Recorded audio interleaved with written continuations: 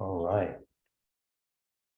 Well, it is 4:30 on the dot, so I'll get started here in just a moment so we don't waste anyone's time. But thank you all for being out here this evening and taking the time, well, being out here, being in your own homes or wherever you are tonight, but taking the time to come out and listen to our presentation on drones. But my name is Marshall now. I'm the fire inspector with Southern Marin Fire District, but I'm also the UAS or First Responder Drone Program program lead. So I'm in charge of putting this entire program together and alongside of our fire chiefs and the fire marshal and making sure that we bring this out to the public and everything else. Tonight's presentation, make sure I can change slides. Tonight's presentation is a high-level overview, and it is designed to give you both a presentation followed by an opportunity to ask some questions and get answers. If for whatever reason you don't feel comfortable asking the questions, please add them into the chat. I'll either try and answer those at the end if I have time, or we'll try and follow up with whoever wants a little more information on whatever that topic is. Tonight's presentation has some high-level overview of certain items. It's structured in a way to build someone up to understanding a little bit more about drones and everything else.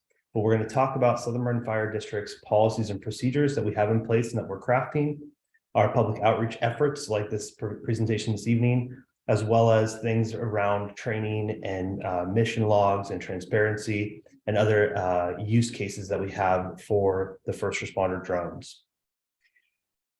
Now, before I can go too far into talking about our program specifically, I just want to highlight a few key terms that will help anyone from the public have a better understanding of drones and the regulations and what we're doing to better craft our program within Southern Marin Fire District.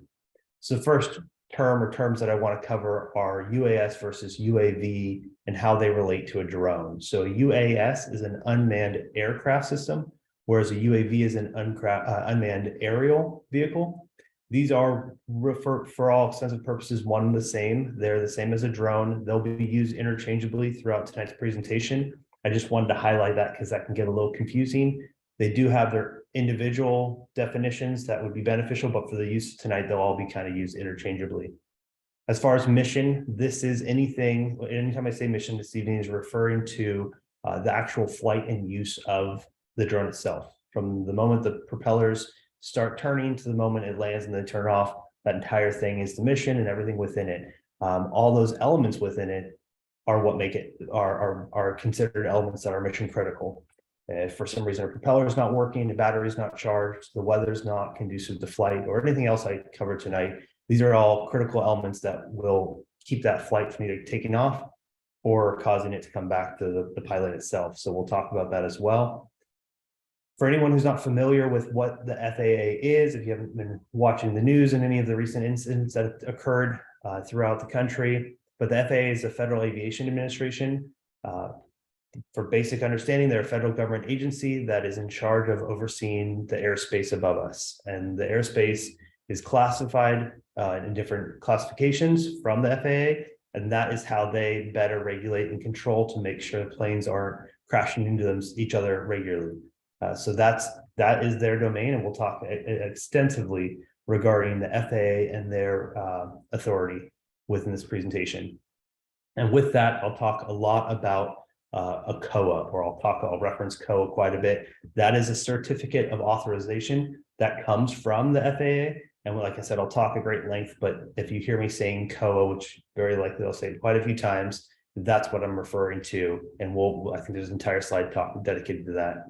And then lastly, which is actually where we'll start the presentation off, is FRD, which is what this whole presentation was titled as, First Responder Drones or Drone Programs. That's the use by first responders with an emphasis on fire and life safety or first responder elements, and not necessarily surveillance or law enforcement. So as I start referring to either FRD or first responder drones, that's that concept of the fire department or a first responder utilizing the drone program.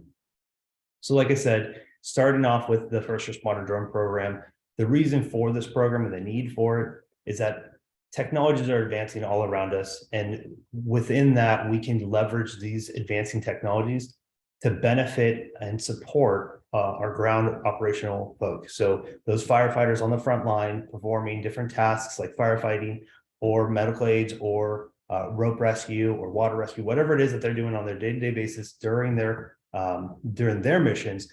The technologies of having an eye in the sky can provide us a level of support to provide better knowledge and aerial understanding of what's taking place around them, better situational awareness to make sure that our firefighters are remaining safe and help to protect the public at a greater extent. And Marin County, especially Southern Marin, we have water, we have cliffs, we have hills and valleys. Our topography that we encounter here has its challenges and limitations, and we strive to overcome them every day, but all the time. And taking advantage of this advancing technology is just one element that provides the fire district the ability to be able to get the upper hand on the elements that we can't change, the topography around us. So that's kind of the general theme around the whole thing, but that's the benefit of having the first responder drone program at face value. Now, before I can go any deeper, as much as I'd love to talk about this topic, I have to back up and I have to start back at the FAA, because they are, like I said, the federal regulating body, and they are what start all of the policies and procedures that Southern Marin Fire District have developed and will continue to develop in order to fly safely and operate within their airspace. So yes, there is the ability to fly as first responder drone pilots under the FAA requirements within their airspace. There's two different ways to do it. I'll talk a little bit later about what's called Part 107, which is an actual achieved license by an individual. But what we'll be operating under is what I described earlier, which is that COA. This remains on file for a very limited time. So that COA has a 2-year expiration date, and then we have to renew it. Currently, we're not actually flying any drones at this moment in time because we're in the process of renewing our COA within the Southern Marin Fire District. Within that COA, they detail a number of different things that we have to follow. One being each one of the drones that we're equipped with have to go through an airworthiness certification, which get filed within that COA. Additionally, there's quite a bit of language that supports our training, our operational areas, where we're allowed to fly, clearances that the FAA may have granted ahead of time. It also determines our boundaries, whether we're flying within the district, within the county, or if we're planning on using this program, there's other COAs that we can get that would allow us to fly out of our jurisdiction, out of our county on more of a national level. So we'll be able to go and deploy somewhere else. Granted, that's as this program builds and we grow more robust and more technologically savvy within the drone world and sphere, then we would be able to implement that broader reach. We are very much establishing a foundational level program at this point in time. Like I said, I'll be talking about COA a lot tonight. So I want to say it is one of the last slides that really references it, but it is worth speaking that those differences between the COAs will highlight specifically how well we train our staff, what we're reporting out on, the level of training and the quality of training that we're required to follow, as well as how we maintain and care for all of our equipment. The FAA's regulating is very similar to the way you would regulate an aircraft. There is robust pre and post flight procedures that we have to track and log. There's maintenance and regular care of all of our equipment, including the batteries and how often they're used, that all come into play to make sure that the Southern Marin Fire District, as pilots, are caring for this device. They see us as nothing different than a manned aircraft that's taking off and flying and having to care for that aircraft as well. With that, one of the big elements that we had to focus on and overcome was how the new FAA regulations require us to report out our mission reports, for better terms, but all the flight logs that we have for our flights, how high we flew, how far we flew, and all the details that's required, who flew that mission itself. And we had to report those out monthly, and that was a challenge for us. So what we were able to do is this new software that we found allows us to be able to better track and maintain those records very accurately and timely, and then be able to provide those back to the public, or what's required to report out to the FAA on a monthly basis. That software is also the same software that CAL FIRE is using for their robust drone program that they have throughout the state currently. Within the final element of our policies is looking back internally on how we select our pilots, how these pilots are trained, and what the district is actually doing in order to track. I've talked extensively about the software that will allow us to track our training logs, our mission logs, and all of our individual staff certification levels. But all of our pilots will be sworn district personnel. Some agencies across the country, sometimes they offer Part 107 volunteer pilots to come in and fly aboard, or offer alternate opportunities for people to fly within their area. That's not something we're looking at. The fire district is very specific. We want our staff flying as first responder drones within our program to meet that critical requirements and making sure that we're compliant with our COA. But at the end of the day, all of it relies on the documentation that we support and collect and keep track of. With that said, we have to look at some of the locations that we'll be deploying our drones from on a more regular or frequent basis. Right now, the current plan is to be flying them for training purposes. This is for both just basic flight training for maintenance and for competency training for our pilots at a low level altitude in and around our fire grounds. With that being said, any one of our fire stations could experience a pilot on shift that's trying to deploy it. These would be low level operations, basic skills flowing around maybe a 4 or 5 foot high obstacle in order for them to become and remain competent with their skills to maneuver and navigate in these circumstances. Additionally, this would evolve to us launching our drones out over the water or in areas where we're trying to integrate them in with our personnel that are actively doing training. This is so that we can again gain competency and skills and log our flights and ensure that the program is advancing appropriately to be able to use these and set these up for a kind of a mission ready status for each one of our drone and drone operators. Obviously, before we can even launch these drones off the ground, we have to make sure that our drone pilots are competently trained and they meet the minimum requirements within the FAA, but then also our strict requirements within our agency. What we do is we put all of our brand new pilots or incoming pilots through a ground course, which is a hybrid course, both lecture-based as well as real-time fly opportunities, so that our pilots both understand how to functionally control the drone physically, but then also understand all the rules and regulations that are behind the FAA and our COA and our department. Now, this is required because actually this ground level course is built off of what's required to take prior to testing for your Part 107 licensing. Like I had mentioned earlier, that Part 107 is a independent license that the FAA issues out, and you have to test for it and you receive that. We'll be doing all that internally, but our pilots won't actually be licensed as Part 107 pilots unless they want to go forth and get that on their own. What this basically means is that while they're flying within the agency, they act at a very similar caliber, if not the same, to what a Part 107 pilot would be. But when they leave at the end of their shift and go home, they don't carry that ability to fly a drone at the level of what a licensed pilot would be able to do, because they don't carry that license home with them. It's all within the agency.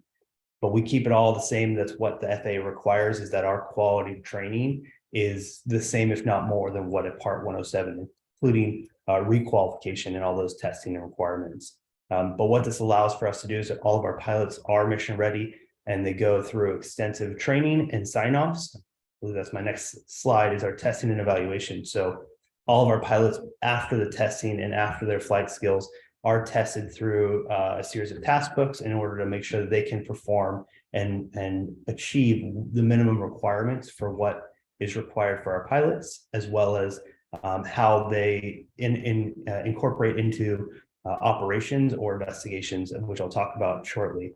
And then lastly, as far as testing and evaluation, like I mentioned in the beginning, mission critical is very important. All the elements of a mission that could cause it to fail are considered as thresholds that need to be met, from the pre-flight checklist to the post-flight checklist and everything in between. So at any time during that flight process or that mission process, either we could scrub the mission altogether or cancel that flight, or the pilot would have to initiate some sort of return to home operation to cease the mission safely, get the drone back, and recalibrate or terminate the mission altogether.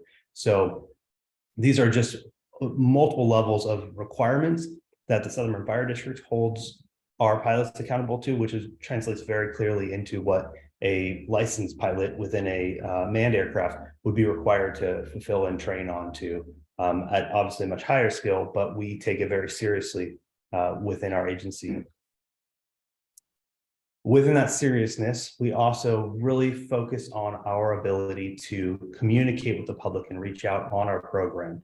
There's a lot of different moving pieces and parts to this program, but we continue to maintain kind of our pledge to the public about our outreach. This video, this presentation and the video that we posted from our previous presentation, which was the same subject matter, is just a starting point. As we progress forward, we want to provide more content and more material to bring the public to a better awareness of what we're doing.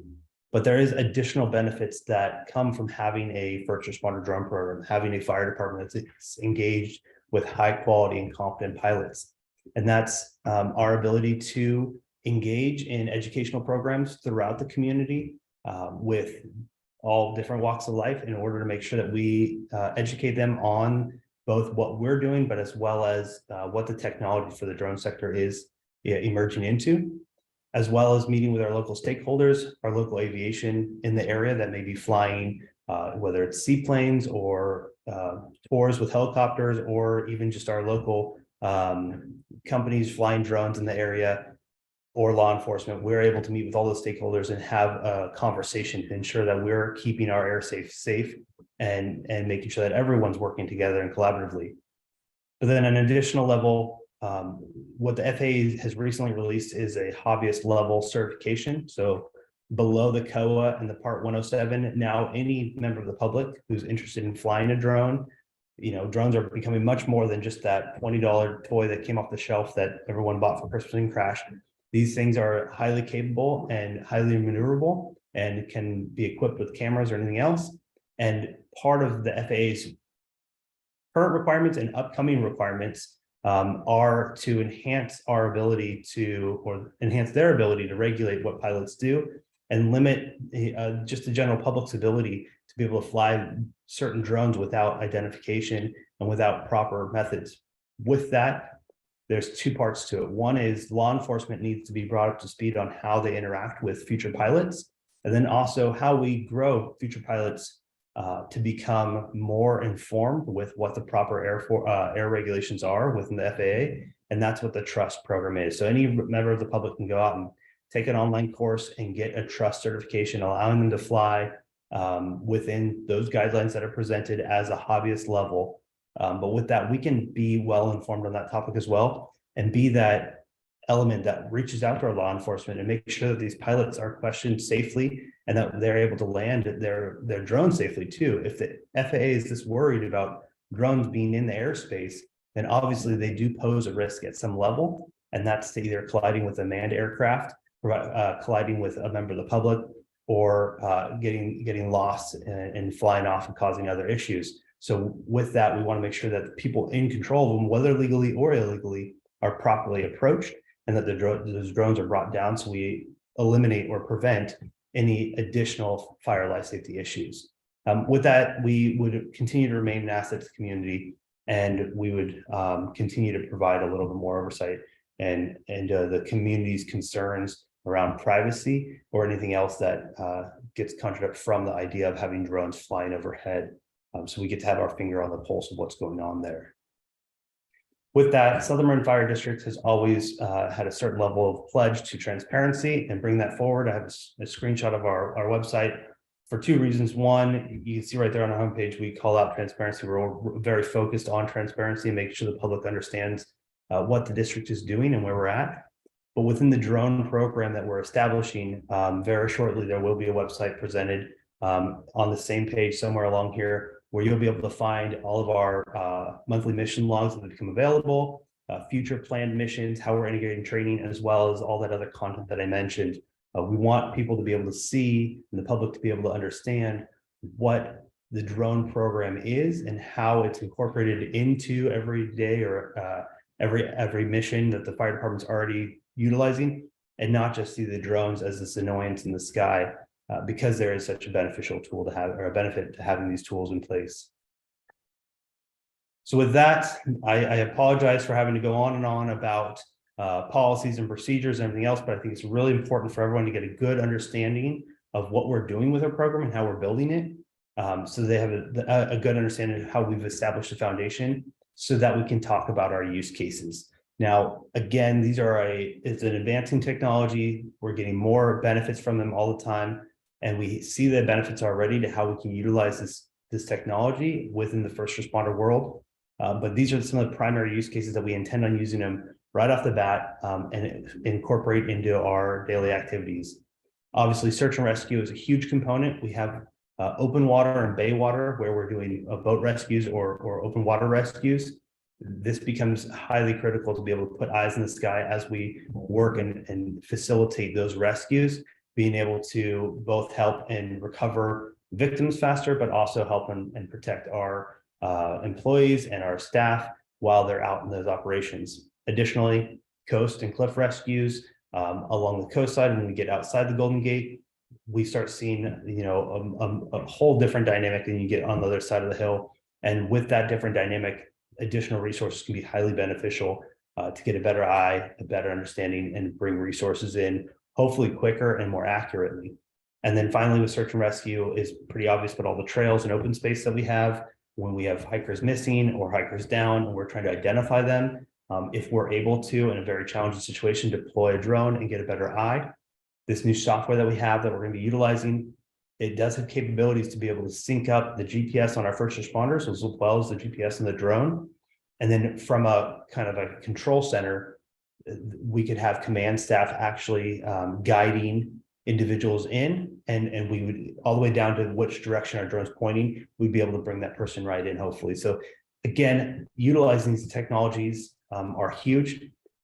They don't only have to be equipped with cameras. You can take the camera off on some drones and you start equipping other technology, such as LiDAR, thermal imaging, and other sources of scanning. Right now, our capabilities have the capability of putting a speaker on there so we can bring information to someone. So if someone is trapped on the cliffside, we can actually bring beneficial information directly to them potentially.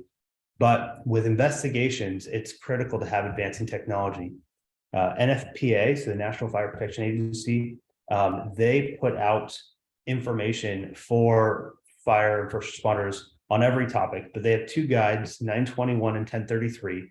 And both those NFPA documents are the holy grail for fire investigation. They cover everything we need to be a functioning fire investigator, as well as to better understand and identify the processes and everything that we have to develop a cause and origin report or determine what the outcome of a fire was.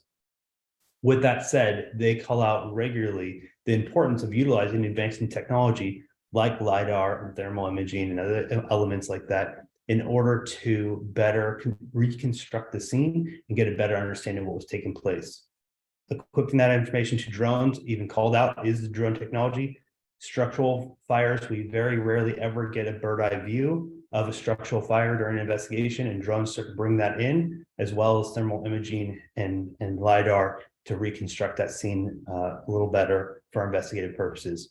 And then obviously wildland fires are very extensive and can stretch on very far distances, and utilization of all the same technology can just better enhance our ability to capture and detail the scene of where that fire may have occurred and started to get a better understanding of it and document it more accurately. And then lastly, utilization of this platform to go out and better document our efforts within the vegetation management and projects world when it comes to large scale field breaks that are miles long, or documenting before and after content around either trail work or, like I said, these large scale field breaks. So all of these use cases are already being planned and to be utilized.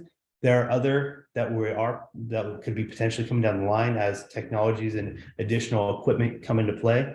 But in reality, the big highlight that we want to call out here is on this list that you don't see is we're not planning on using this for inspection purposes or enforcement for fire code violations. That's not the intent here. The intent is on the fire life safety, that first responder element, to enhance our staff's ability to be able to move forward with their already existing efforts on a day-to-day basis. I've lost control of my slides. So with that, Southern Marin Fire District, both myself and a couple of other pilots, we are members of a nonprofit called Drone Responders. This nonprofit came from the need to enhance the ability and the preparedness of all public safety sectors, so both law enforcement and fire service. Right now, they're focused very much on bringing the FAA to the public sector, those first responders, so we get that interface. This has been a great tool for us to make sure that we're being compliant with everything the FAA wants from us, and then also bringing that information down, like I said, about the community involvement and the information regarding law enforcement properly approaching drone pilots on a community level. They have a wealth of information for us, and I wanted to call out the importance of having this this resource to us as we build our program and continue that program forward.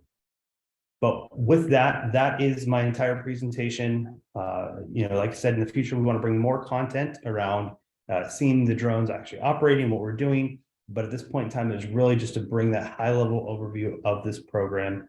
If you have any additional questions, see, there's a few in the chat. We'll get to those in just a moment.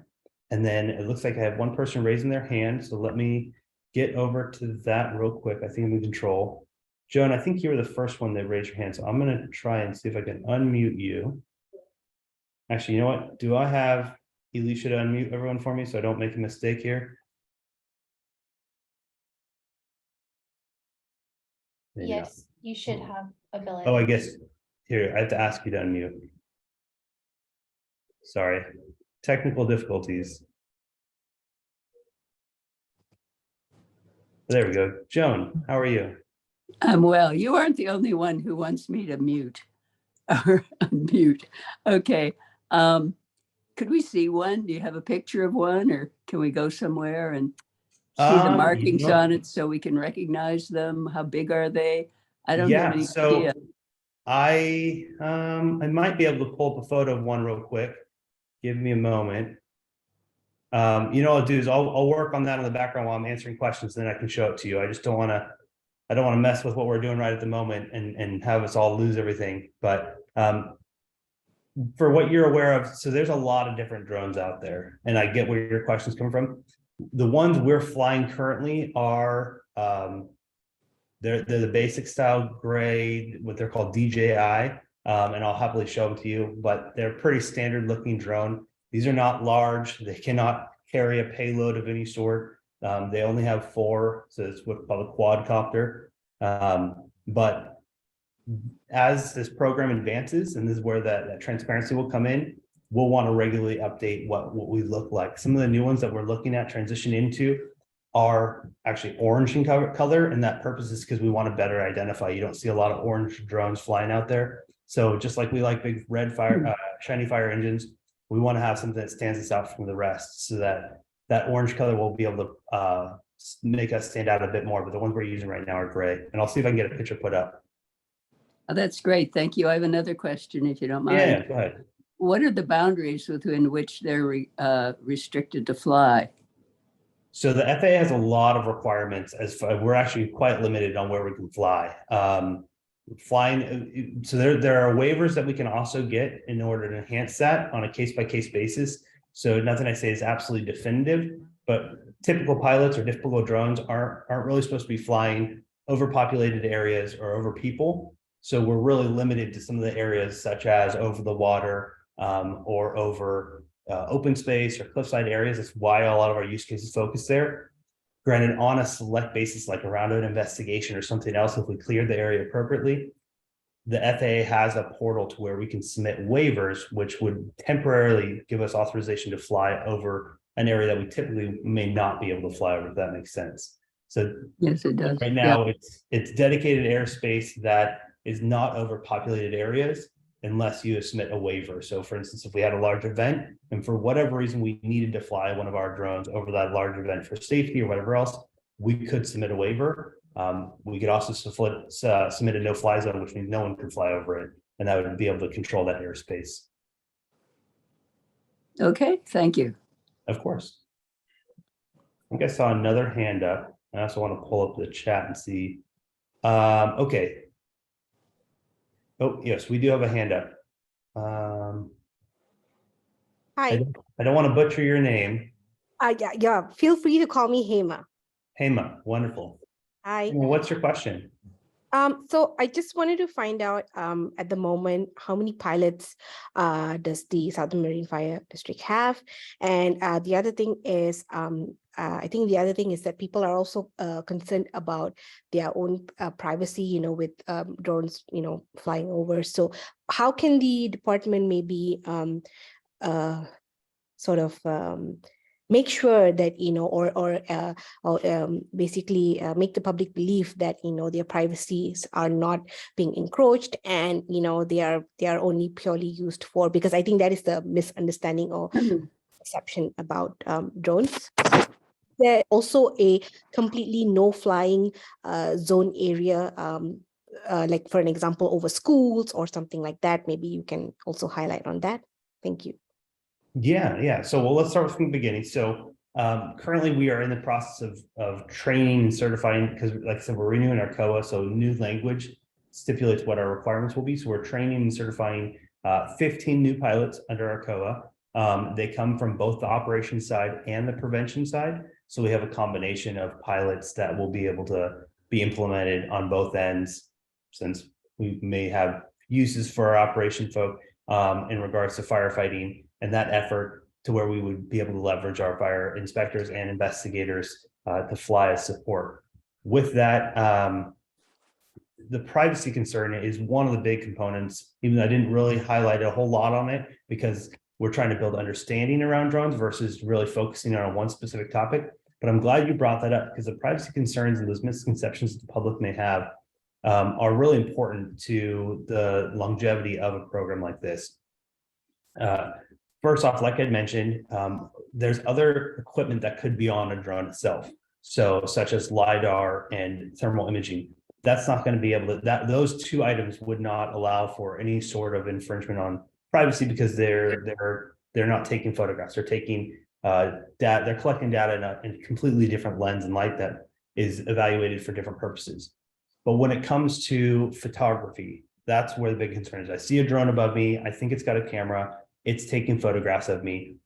In theory, if you can see a drone, it could see you, but that's not necessarily always the case. These cameras are very much pointed in a certain direction.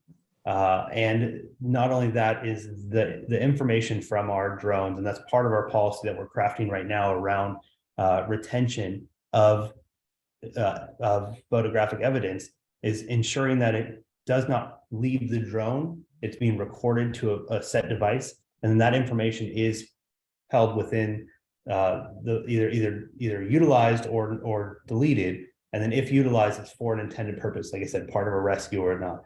A lot of times that camera is just giving us an eye. So this equipment may not even be recording. It may just be giving us the eye so we can see where our troops are, where our personnel are on the ground. So a lot of this is around the misconception that the public may have of what drones are capable of doing. The downside is they are able to record, but what the intended use is behind the pilot or the agency flying them. And then I think your third question was around schools and kind of no-fly zones. So like I said, the FAA regulates all the airspace.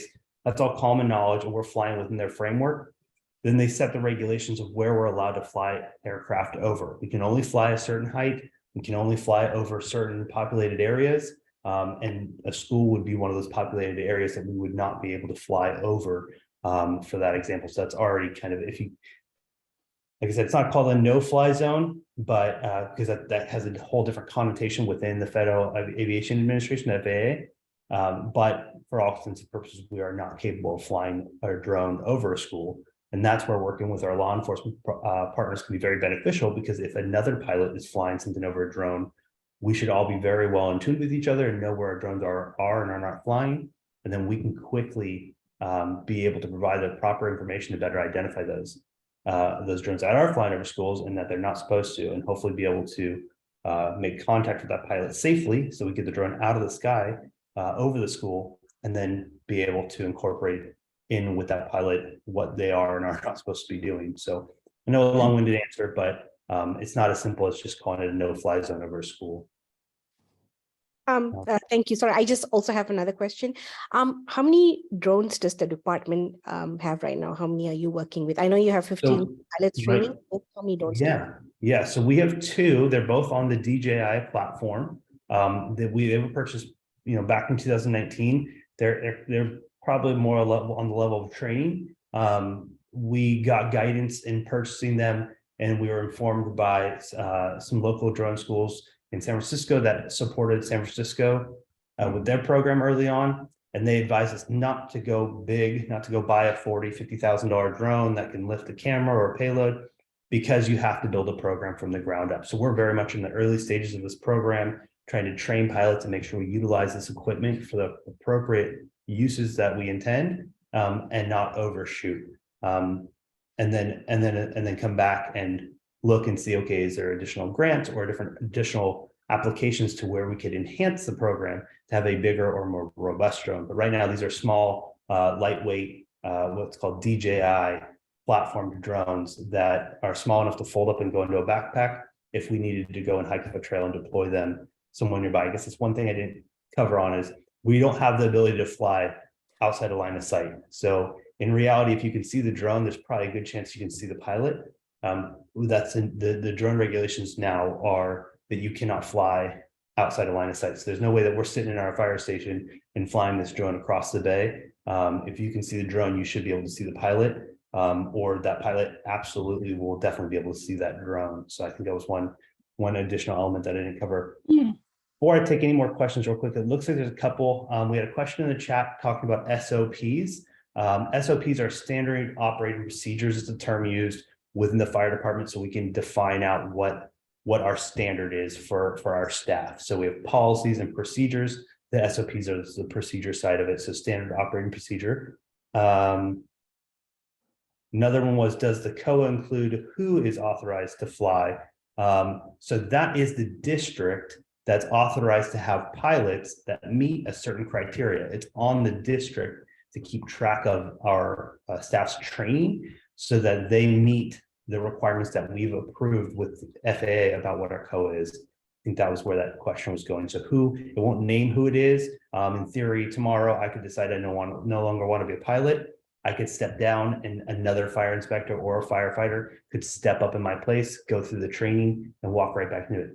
That's the benefit to the COA for a public entity instead of having licensed pilots, because if they had to go through the time to license me and then I didn't want to do it anymore, then they'd have to license another pilot, and I would be able to walk away carrying my license still. So they've built this option for public entities.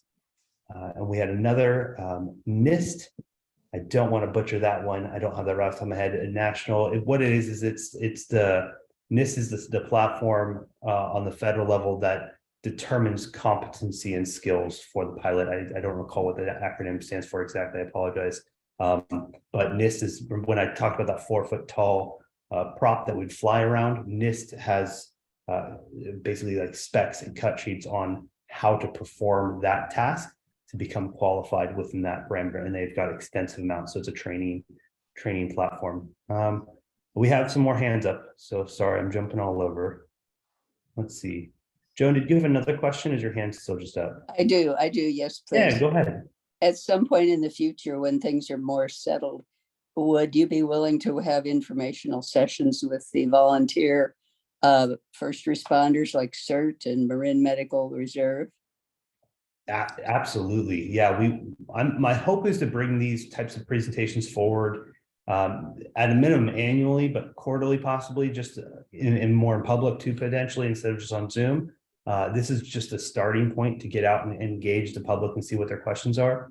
But then working with that's one of the things, is working with our stakeholders to educate them on what drones are. If CERT personnel wanted to have their own independent drone and they wanted to understand the do's and don'ts, then we could start working with them and educate them on what they could do and what they're definitely not allowed to do. And like I said, come September, there's a bunch of additional regulations coming in that we want to be that resource to the local public to make sure that we keep everyone safe and compliant if they're planning on flying and operating these drones. I know I've been out there doing inspections and seen drones hovering over my head and not being able to track down the pilot. And some of the future things that are coming would allow me to engage a little better with that individual and educate them on what's safe to do.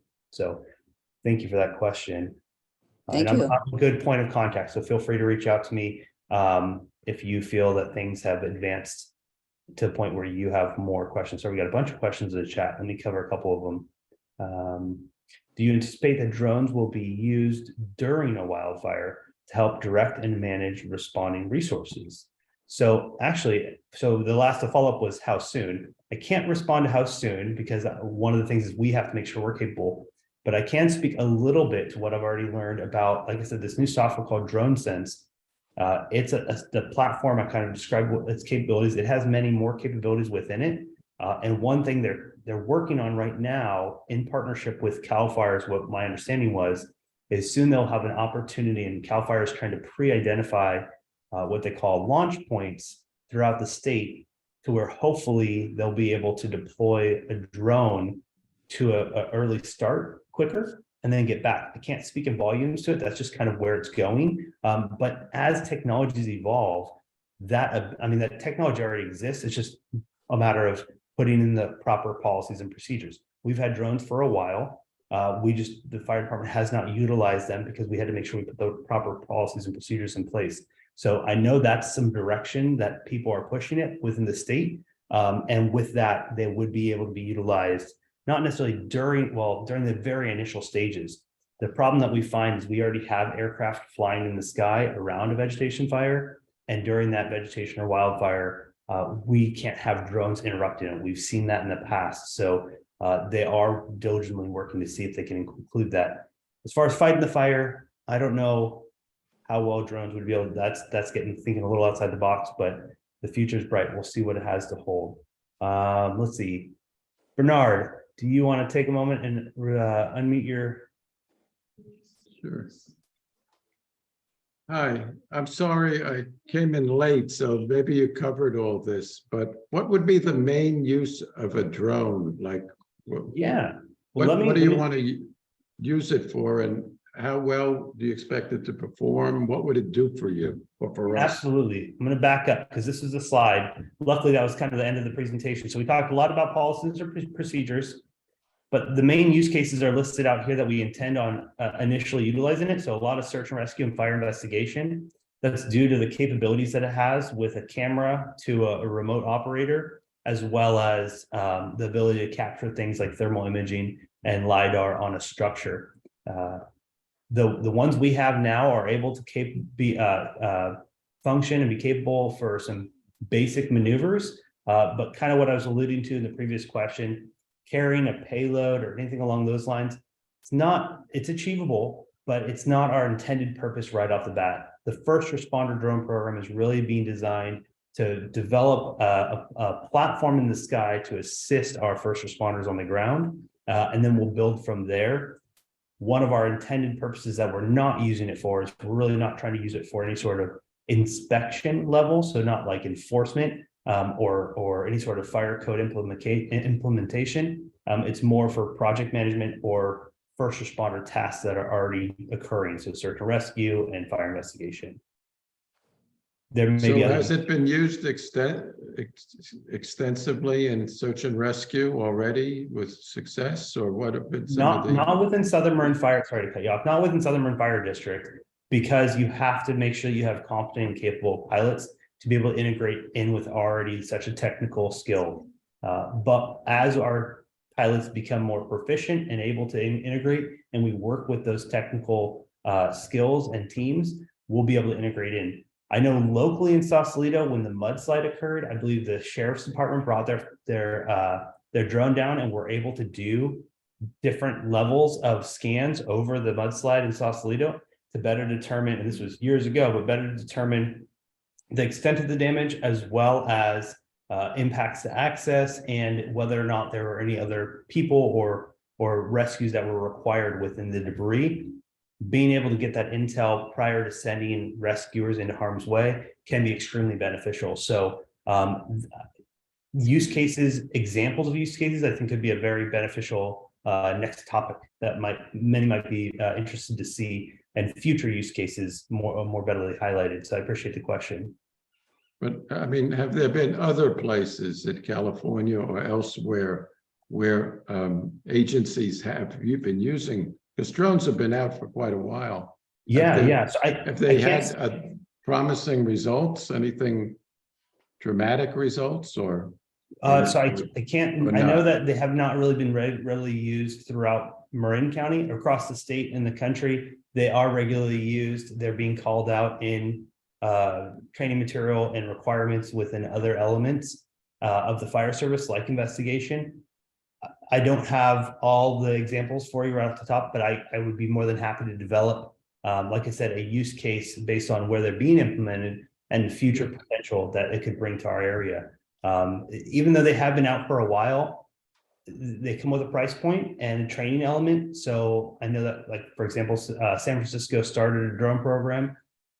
No pun intended, they got it off the ground and then they struggled to maintain it due to staffing issues. So there's a lot of different elements that come into play to keep the program going. And the FAA requirements are going to hinder that for some agencies. We want to make sure that we proceed forward appropriately and diligently to make sure the program stays active. So thank you for the question. That was great. Thank you. So Jim, I see your hand up. I think you got a couple other questions in here that I got to get to. You can get rid of the questions, but just to some extent responding to Bernard and also your point about working on a fire. I just did a check. Drones were used during the Woodward fire in Point Reyes in 2020. And I think they were used to drop small incendiary devices to start a backfire. If you do a search Woodward fire drones, you'll get some hits.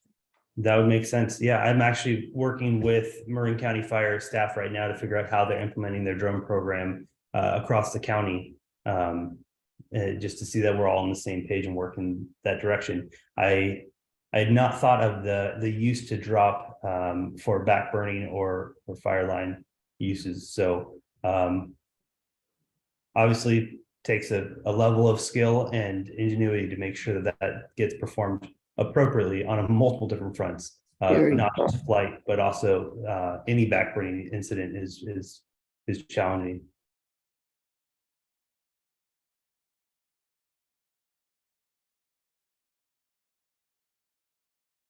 So yes, quite a few questions in the chat that can benefit the conversation. Is anyone have any questions that they want to throw out before I kind of look at a couple of these and address them?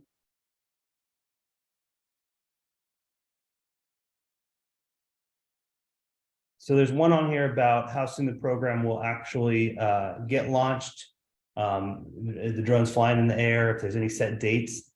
We are working off like kind of an internal timeline to make sure that everything's done.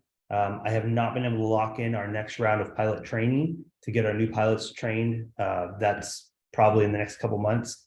And then following that will be the start of training. So during that training, there will be drones flying in the area. That could be as early as June, but that would be around our fire stations. And then after that, the program itself, we still have to bring it back to our board to present where we've come and where we're going. And then from that, start regularly training and enhancing the program from there. But the next fiscal year from July on will probably include a bit more flying and implementation. So I can expect to see more drones in the air as soon as June. And then, sorry, there's a follow-up on that. What's the coverage radius area? I'm guessing that's where we're flying, maybe. So right now, our COA, we have two COAs in place. One would allow us to fly anywhere within the county, and then the other one is the broader one that allows us to fly anywhere in the country. And then with those, each one has stipulations on what airspace we can fly in. So within the county, within our district, which is really more pertinent probably in this presentation, we'll be able to fly in limited general airspace where there is no public available. And then unless, like I said, as time goes on, we issue waivers. So I think the radius is kind of the boundaries. We are working with GGNRA, or the Golden Gate National Parks, and making sure that they have given us approval too, because that's an additional level that we have to get permission in order to fly over. So there's a lot of different moving parts and boundaries that we have to make sure we facilitate and do appropriately as we move our program forward.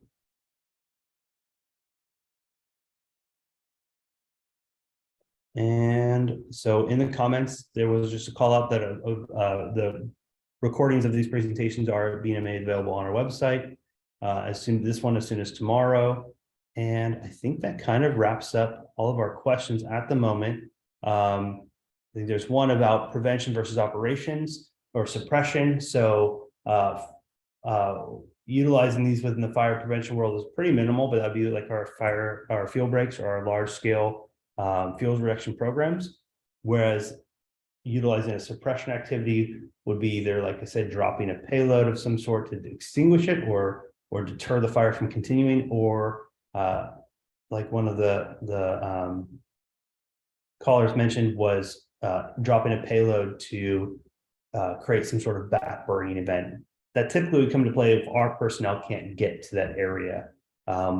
Luckily, within our district, most places are relatively easy to get to with standard common firefighter practices, but obviously having the leg up on our typical operations will make for just a more robust and dynamic all risk service or all risk approach from the fire agency. So as time goes on, this drone program should continue to present itself as an additional asset and tool for our first responders that are out there to ensure that their safety, as well as our ability to either fight the fire or prevent any other fire life safety issues is met within our scope. So with that, I don't see any hands up and I don't see any more questions.